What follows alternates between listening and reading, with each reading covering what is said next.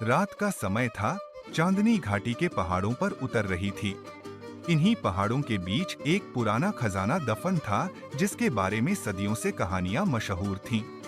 कहा जाता था कि इस खजाने की रखवाली एक शक्तिशाली जिन जरून कर रहा है, जो खजाने के करीब आने वाले हर इंसान को अंधा कर देता था। लेकिन उस रात पहाड़ों में सिर्फ इंसान नहीं, बल्कि दूसरा जिन मारोक भी आया था।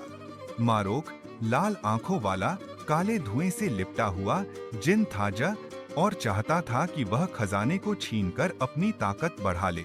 जारोन, आज तेरा अंजाम आने वाला है, यह खजाना मेरा है।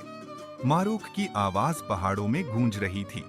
तूफान की तरह हवा चलने लगी और पेड़ कांपने लगे। जारोन और नीली लपटों में लिपटा हुआ जिन था। खजाने के पास बैठा हुआ आंखें बंद किए हुए ध्यान में था। उसने आंखें खोलीं, उसकी आंखें नीली आग की तरह दहकने लगीं। यह खजाना मेरे आका की अमानत है, इसे छीनना तेरे बस की बात नहीं है। मारोक। अचानक मारोक ने काले शोले निकालकर पहाड़ की चट्टानों पर हमला किया।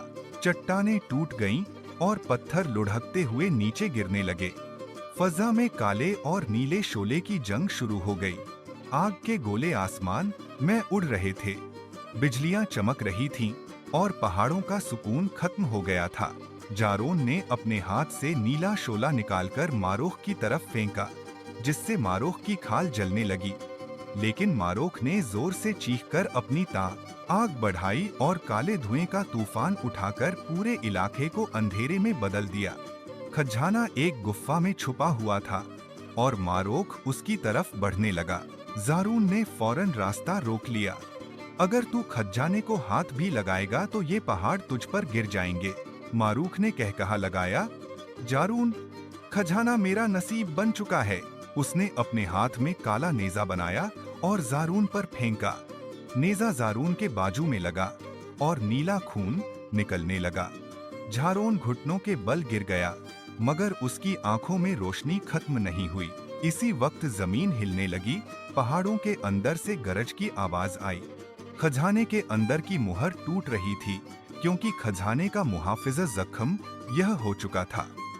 मारोख ने आगे बढ़कर खजाने पर हाथ रखने की कोशिश की, मगर अचानक खजाने से नीली रोशनी का धमाका हुआ और मारोख पीछे जा गिरा। जारोन ने जख्मी हालत में खड़े होकर कहा, यह खजाना सिर्फ उसी का है जो अपनी नीयत साफ रखें, न कि लालची दिल वाला शैतान। मारोख ने गुस्से से चीखकर दोबारा हमला किया, मगर खजाने की रोशनी ने उसे जलाकर राख कर दिया। मारोख की चीखें पूरी घाटी में गूंजी और वह काले धुएं में बदल गया होकर आसमान की तरफ उड़ गया। रोशनी धीरे धीरे मंद हुई और जारोन जख्मी हालत में खजाने के पास बैठ गया। उसने खजाने पर हाथ रखा और खजाना दोबारा गुफा के अंदर कोफ्ल हो गया। पहाड़ों पर खामोशी छा गई और चांदनी खजाने पर टूटकर पड़ने लगी। जारो ने आसमान की तरफ देखा। आखा, मैंने आपकी अमानत बचा ली। पहाड़ों की खामोश रात में खजाने की चमक अब भी छुपी हुई थी, मगर किसी को मालूम न था कि इस खजाने के लिए दो जिन्नों की कितनी खौफनाक जंग लड़ी गई थी।